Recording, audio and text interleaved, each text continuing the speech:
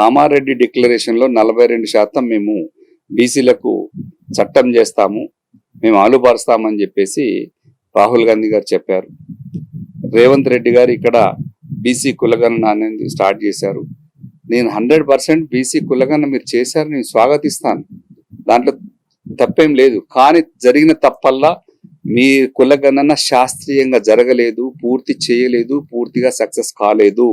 ఎందుకంటే 2014లోనే 3,84,00,000 మంది, అంటే 3,64,00,000 మందిని సర్వే చేస్తే 3,54,00,000 మందిని ఇప్పుడు సర్వే చేశారు రేవంత్ రెడ్డి గారు, ఇప్పుడు ఉన్నటువంటి కాంగ్రెస్ పార్టీ ప్రభుత్వం.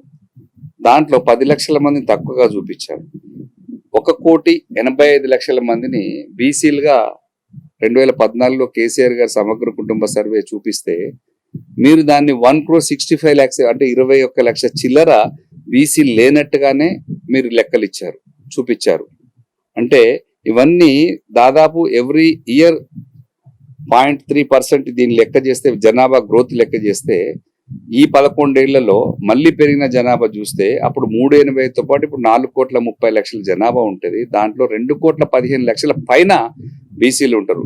అంటే మీరు 1.65 ఇస్తే 50 లక్షల మంది పైగా బీసీ కులాన్ని తగ్గించి చూపించడం జరిగింది.